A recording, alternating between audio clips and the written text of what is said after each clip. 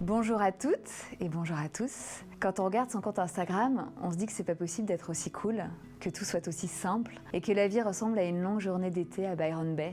Et pourtant, quand je l'ai rencontrée au tout début de l'aventure Bliss Stories, elle m'a accueillie dans sa maison en région parisienne, comme si elle revenait de la plage. Et je vous jure que le temps de l'interview, je me serais presque crue en vacances. Bref, vous l'aurez compris, cette fille-là aime construire sa vie comme elle l'entend, sauf qu'elle s'est rendue compte qu'en ce qui concerne la maternité, on ne pouvait pas tout maîtriser. Il y a 2 ans, elle m'avait confié son parcours de PMA et la naissance de sa jolie Romy. Depuis, elle a eu un petit James.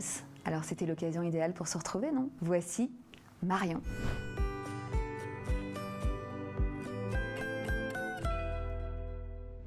Bonjour Marion. Coucou Clémentine. Je suis trop contente de te voir. Ça fait trop longtemps. Ça fait trop longtemps et pourtant c'est un peu comme si c'était hier, ouais. Malgré les 2 ans qui se sont écoulés depuis notre 2 ans, t'imagines déjà ouais. Merci d'être venue, d'avoir fait le déplacement depuis ton sud-ouest. Merci de m'avoir invitée à Paris. Tu es installée maintenant. Alors, donc la dernière fois qu'on s'était vu, tu n'avais qu'un enfant, une petite Romy, oui. Tellement mignonne. Depuis, vous avez ajouté un nouveau membre à la famille. Et James. Pas des moindres, ouais. Hein, c'est ça? Un petit beau gosse né au Pays Basque. C'est ça.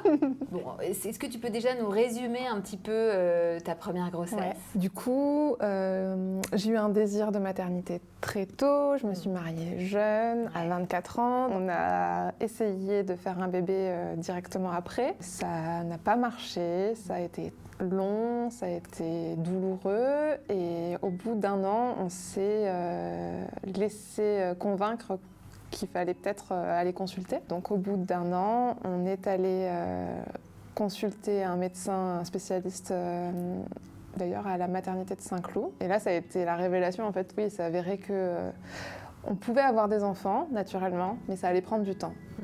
Parce qu'en fait, moi, j'avais ce syndrome d'ovaire polykystique un peu amoindri, du coup, ils appellent ça des ovaires trop riches. Les résultats de Guillaume, eux, n'étaient pas très bons sur ces spermogrammes. Donc, du coup, ils nous ont dit clairement, en fait, ça peut marcher, mais vous allez devoir être patient. Or, vous avez un désir d'enfant très fort, vous êtes jeune, j'avais 25 ans, en très bonne santé, donc c'est parti, si vous avez envie, on part dans une FIV. Quand tu apprends que tu dois faire une FIV alors que tu étais à des lieux de ça, tu étais dans tes essais naturels, tu disais juste je comprends pas pourquoi ça marche pas. La FIV, ça sonne un peu comme le dernier recours, un peu, en tout cas dans ma tête c'était ça. Donc si ça ne marchait pas, j'avais plus de solution et j'allais pas être maman, quoi. Je me suis retrouvée propulsée dans des rendez-vous quotidiens dans un centre de PMA, me piquer dans le ventre, enfin, c'est pas le truc dont tu parles avec tes copines tous les jours quand elles n'ont pas d'enfants. J'étais un peu seule, quoi. Et avec Guillaume, on a mené cette bataille tous les deux de front. Oui, vous êtes une bonne équipe, ouais. Hein, tous les deux. C'est clair. Et donc, on a commencé le protocole de PMA en décembre 2015. Ça a été semé d'embûches. On a eu plusieurs traitements, une fausse couche précoce. On a eu un traitement qui n'a pas marché du tout. On est revenu sur le premier traitement qui avait marché. Il faut trouver voilà. le bon... Exactement, il faut que ton corps réponde, ouais, etc. Ouais. Entre chaque traitement, tu attends aussi que ton corps se remette un peu parce que c'est quand même des anesthésies générales, donc du coup c'est du travail pour tes ovaires. Finalement, ça a marché en fin d'année 2016, novembre 2016 exactement. Ouais, donc quasiment 1 an après le début du protocole. J'ai eu beaucoup de chance, tout s'est super bien passé. Fin de grossesse, pareil, très bien, mis à part qu'elle était en siège. Ah oui, c'est ça, je me souviens. On m'a programmé une césarienne. Ouais. Et Romy est arrivée un 23 août, trop belle, toute potelée, toute rose. Elle faisait 4 kilos. 4 kilos 0,3. Ouais. Beau bébé. Beau bébé trop mignon, qui m'a donné envie d'en avoir un dès que je l'avais dans les bras, un nouveau dès que je l'avais dans les bras. C'est le problème, ouais, voilà. Ou pas d'ailleurs. Donc justement, cette deuxième grossesse, elle est arrivée quand? Quand est-ce que vous avez eu envie de recommencer vraiment, je veux dire, parce que... Mais, vraiment, quand je te dis que j'étais à la maternité avec Romy et je disais déjà j'ai envie d'en avoir un deuxième, c'est que j'ai tellement aimé la maternité au sens général. J'ai adoré être enceinte, j'ai adoré cet accouchement, cette rencontre Parce que du coup, moi, j'étais partante tout de suite, quoi. Donc, quand Romy est né, j'ai j'ai vraiment aimé ça, ouais. Je l'ai allaité, ça s'est super bien passé. Je l'ai allaité pendant 1 an, du coup. Quand tu as une césarienne, on te demande d'attendre 1 an avant d'entamer une nouvelle grossesse, parce que sinon, tu risques des déchirures oui, c'est plus prudent. De l'utérus, tout ça. Donc, nous, on s'était dit, vers ces 9 mois, on reprend un rendez-vous à la maternité, à la clinique, en tout cas. On reprend rendez-vous à l'hôpital et on en parle, en tout cas, à savoir est-ce que dans 3 mois on peut recommencer, comment, etc. Sachant que la FIV qui a donné Romy avait tellement bien marché qu'il nous restait 4 embryons congelés. Et oui, c'est ça. Donc il moi, vous restait des petits œufs au congélo. Donc moi, je savais en fait que j'avais des petits bébés potentiels qui m'attendaient dans cet hôpital, quoi. Oui, donc vous, l'idée, c'était directement de refaire une FIV ou vous vous êtes dit peut-être qu'on retente naturellement? Moi, j'ai pas voulu retenter naturellement. C'est bizarre de dire ça, mais en fait, je pense que j'ai été un peu traumatisée par cette année d'échec. A contrario, tellement satisfaite de cette fille qui m'avait donné cet enfant si parfait, quoi. Ouais. Désolée, c'est ma fille, mais bon, voilà. Non, mais faut le dire. Voilà. Du coup, à 9 mois, quand Romy a eu 9 mois, on est allé retrouver le docteur qui nous avait fait Romy. C'est 9 mois. Ouais, et du coup, elle m'a un peu rayonnée. Elle m'a dit non, mais vous allaitez toujours, donc vous n'avez pas eu votre retour de couche, ce qui était le cas. Oui. Quand vous aurez votre retour de couche, vous reprenez rendez-vous. Mais du coup, il a fallu sevrer Romy prématurément, enfin par rapport à ce que tu C'était pas vraiment prématurément parce que j'y avais pas pensé en fait. Mais elle avait quand même, en plus, elle avait 9-10 mois, quoi. Ouais, elle avait 9 mois, donc c'était un allaitement long, entre guillemets, déjà, mais moi je m'étais pas imaginé devoir arrêter, mais bon, ils m'ont expliqué qu'un traitement hormonal de stimulation pouvait fausser en fait les résultats, que l'allaitement avec les hormones qui sont émises, tout ça, ça fait vraiment un cocktail un peu... Vaut mieux pas. Voilà. Il valait mieux que je reparte de zéro. Elle est rentrée à la crèche le 3-4 septembre, je pense. Le 1er septembre, on est rentré à la maison. Je lui avais dit, voilà, on rentre à la maison, on va te monter ton nouveau lit, tu vas aller dedans, et voilà, il n'y aura plus de tétée. Et ça a marché direct. Pas mal l'idée du nouveau lit. 14 jours après, j'ai eu mes règles. Donc du coup, le jour même, j'ai appelé. Ils m'ont dit, très bien, mais on ne va pas commencer ce mois-ci. Il faut que vous fassiez tous les tests juste pour voir si tout est OK. Donc du coup, j'ai passé les 15 jours qui ont suivi à faire des prises de sang, des échos pour voir où ça en était, etc. Ils m'ont dit, tout est OK, donc au prochain cycle, on peut y aller. En fait, tu es passé directement à l'étape 2 sans passer par tout le protocole un peu lourd, qui est le plus lourd en fait, la partie la plus lourde de ponction. Exactement. Tu zappes toute cette partie anesthésie et tout qui est très lourde, je trouve. La stimulation est beaucoup plus légère parce que là, du coup, on fait comme si c'était une insémination, sauf qu'on t'insémine un embryon qui est déjà viable, entre guillemets. Donc, du coup, on m'a fait cette petite stimulation. C'était même pas des piqûres, c'est juste des cachets à prendre. Ah oui, c'est même pas des piqûres. C'est juste un petit cachet à prendre tous les jours pendant 14 jours. Tu as juste une première piqûre. J'avais fait tous mes examens et on m'avait dit tout est OK. Donc, le jour de tes règles, tu nous appelles, on t'envoie une ordonnance par email, tu vas à la pharmacie et le soir même, le premier jour de tes règles, on doit te faire une piqûre intramusculaire. Et ensuite, le jour J, ils nous appellent pour nous dire c'est aujourd'hui que vous venez pour faire le transfert. Ils m'en ont décongelé 2 pour m'en transférer qu'un. Il y en a un qui n'a pas tenu. Donc voilà, c'est le risque. Donc il faut le savoir aussi. Et du coup, j'étais contente qu'il y en ait au moins un qui prenne. Et voilà, ça dure à peu près 10 minutes. On te demande de rester 20 minutes les jambes en l'air dans la salle et tu rentres chez toi. Et c'est comme pour une FIV et voilà. La seule chose qui change, c'est qu'à partir de ce jour-là, si tu as un résultat positif, pour les 3 prochains mois, les 3 mois qui suivent, tu as une injection intramusculaire à te faire tous les jours. Ah oui, donc une injection quotidienne. Ouais, mais comment tu as fait? Tu te les faisais toi-même? Alors non, au début, on a pris une infirmière qui s'est avérée mais juste géniale. Elle venait donc c'était tous les 2 jours. Elle venait tous les 2 jours à la maison. Et elle avait ce côté un peu sorcière, donc elle faisait comme dire « Non mais je sais que ça va marcher ». Donc j'étais là « Bon, très bien, je vous fais confiance ». Donc du coup, elle venait tout le temps. Elle te dégageait des bonnes ondes. Ouais, c'était drôle parce qu'elle disait « Je me trompe jamais, ça va marcher ». Quand ça a marché, elle m'a dit « Je sais que c'est un garçon ». C'est vrai? Ah ouais, elle était trop drôle parce qu'elle m'a dit « Je me trompe jamais, vous verrez ». Donc du coup, elle venait à la maison tous les 2 jours. Alors raconte le jour où tu as appris que c'était bon, puisque il a fallu attendre combien de temps entre 14 jours le pile. transfert? Oui, 14 jours. Ouais. Et donc voilà, on a eu la Génial. confirmation que tout était OK. Moi, j'avais toujours ces piqûres à me faire. Mais là, cette fois-ci, du coup, on a demandé à cette merveilleuse infirmière de nous apprendre à les faire, puis qu'on partait en vacances, du coup. Ouais. Et du coup, Guillaume, il a eu un training intensif de piqûres intramusculaires, parce que c'est technique, c'est dans le fessier, il ne faut pas toucher le nerf qu'il ne faut pas, tout ça. Ah oui. Donc du coup, il a appris et voilà, on est parti aux États-Unis. Je me suis dit, mais en fait, chaque fois que je suis enceinte, je vais me faire des road trips qui peuvent tout faire foirer, mais c'est pas grave. Écoute, ça avait été efficace la première Exactement, fois. c'est Donc pour ça ça que vous avez porté chance. Je suis partie plus cool Ouais. cette fois-ci. Tout s'est très bien passé. On a entamé une grossesse trop tranquille, quoi. Franchement, Génial. trop content. Cette fois-ci, ça a marché du premier coup. Donc c'était assez improbable. oui. Moi, je m'y attendais pas du tout. Je pense qu'inconsciemment, j'étais pressée de recommencer parce que je savais qu'il y avait cette potentielle attente derrière. Et en fait, non, pas du tout. Ça s'est fait tout de suite. C'était trop bien. On avait quand même ce grand déménagement, ce changement de vie qui nous attendait dans quelques mois. Ouais. Mais bon, on savait qu'à la fin, du coup, on serait dans notre nouveau chez nous, tous les 4. Et ça serait Nouvelle trop vie, chouette, quoi. C'est ça. Nouvelle maison, nouveau bébé, un petit garçon en Un petit plus. garçon, voilà. Trop bien. Et alors, l'accouchement, comment s'est-il passé? Est-ce que c'était un aussi gros bébé? C'était un aussi gros bébé, mais cette Ok. fois-ci bien positionné. Ah, il t'a Donc- pas fait le coup du siège. Non. J'ai eu un déclic vers 6 mois de grossesse où je me suis dit, en fait, moi qui me disais, ça sert à rien de faire des plans de naissance, ça sert à rien de se projeter, là j'avais envie finalement. Ah ouais. Et je me suis transformée, j'ai lu tellement de livres sur la grossesse naturelle, accoucher sans douleur, je me suis préparée à l'auto-hypnose. Ah, génial. J'étais à fond dans le yoga prénatal, donc tout ça. En fait, je sais pas, je me suis sentie prête, on va dire. Ouais. Parce que tu voulais essayer d'accoucher En fait, j'étais sans ouverte à tout. péridurale Ouais.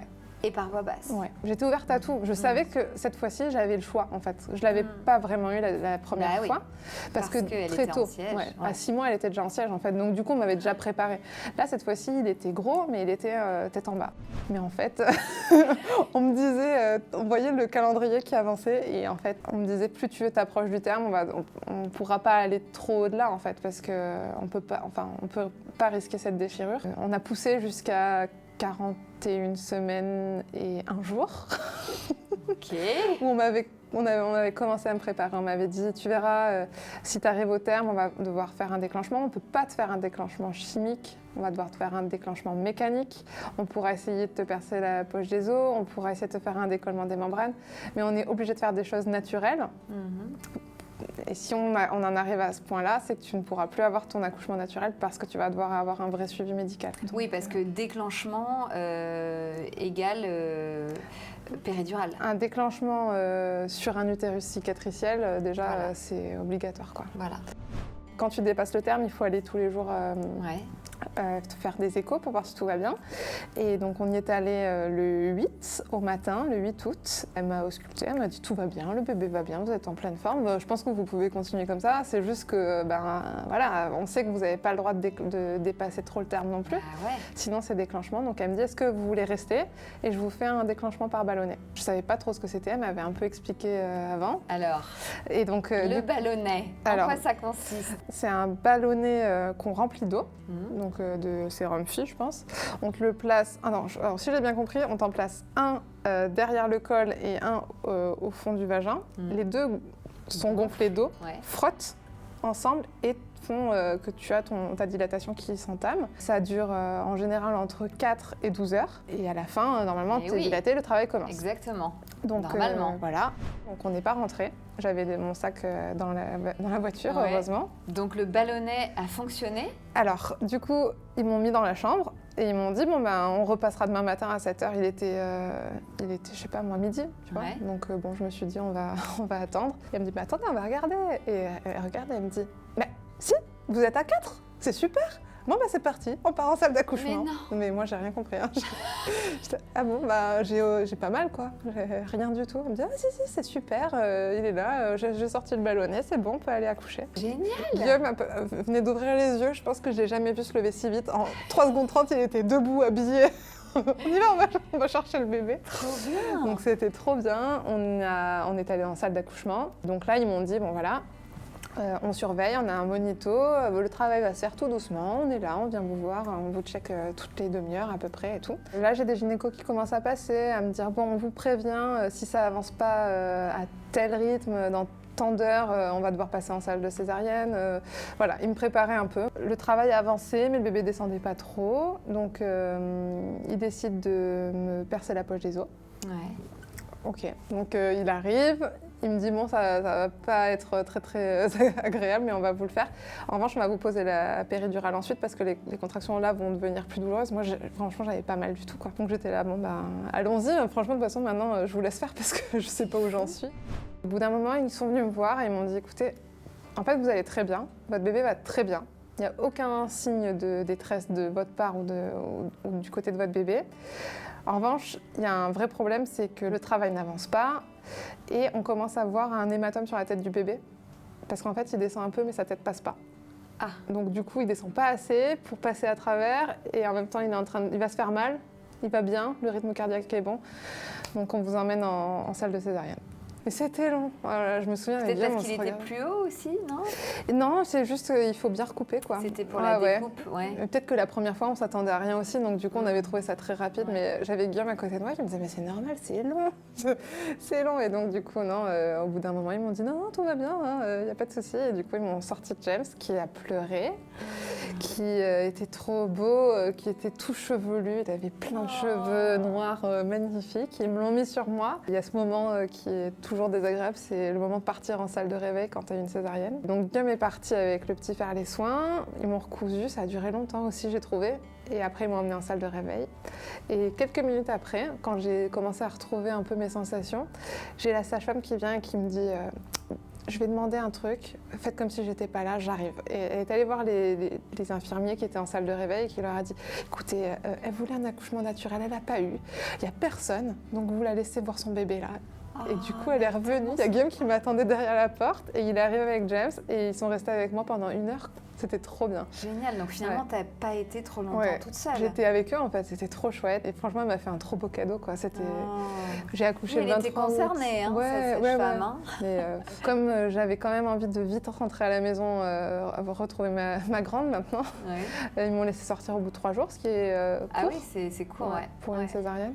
Pour une césarienne, c'est plutôt 5 jours en général. 4-5, Et là, en fait, ils m'ont laissé sortir rapidement. Et surtout, j'ai vite retrouvé toutes mes sensations. J'ai vite marché le jour même, finalement. La cicatrice, t'as pas fait trop mal? C'était beaucoup plus facile que pour la première. Ah. Je suis contente en fait d'avoir vécu toute cette dernière journée un peu folle et mouvementée parce qu'en fait c'était cool quoi. C'était le beau cadeau à la fin. J'ai une césarienne certes, mais c'est pas grave. Une césarienne c'est un accouchement comme les autres. Bien sûr. Et voilà, et ça fermait cette boucle, un tech, un transfert d'embryon congelé, une nouvelle grossesse très cool, un accouchement presque similaire à celui de Romy, mais quand même différent. Donc j'ai vécu plein de choses. Oui, et puis un aperçu de, des contractions, de tout ça. Donc c'est super. C'était trop bien. Tu prends ça en tout cas avec beaucoup de philosophie, comme d'habitude. Il n'y a pas trop le choix, hein, j'ai envie de dire. Non, mais bon, oui, t'as pas trop le choix, c'est sûr. Non, mais t'as une façon d'en parler qui vraiment montre que une césarienne, ça peut être aussi merveilleux. En fait, ça m'a appris quelque chose, c'est que peu importe l'accouchement finalement, ou la naissance, c'est la rencontre qui prime surtout. Et d'avoir ton bébé finalement en bonne santé, c'est juste le principal, on s'en fiche finalement. J'aurais pas vécu ça, je le vivrai jamais, mais j'ai vécu d'autres choses. Et au final, j'ai mes 2 bébés qui sont en très bonne santé, qui sont heureux et c'est le principal. Et moi, je vais bien aussi, donc en fait, ça sert à rien d'avoir des regrets. Écoute, je suis très, très, très heureuse pour vous. Quelle belle continuité. Hein. Non, c'est clair, je t'ai laissé il y a 2 ans déjà très épanouie, puis là, je te retrouve, un bébé en plus, une vie de rêve.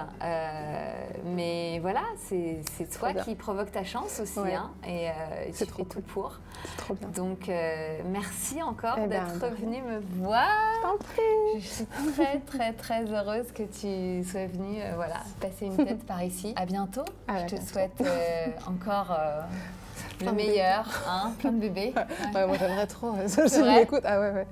Bah, tu sais, on parlait de changement de vie, petite parenthèse à ce niveau-là, mais je pense que ça joue beaucoup sur tout ça. Et je sens que mon corps est beaucoup plus aligné, que mes cycles sont redevenus normaux. Donc comme quoi, je pense qu'il y a eu un reboot aussi après ces grossesses. Ouais. Et donc là, t'es repartie pour en faire pas d'autres, tout de suite, mais j'aimerais bien, ouais.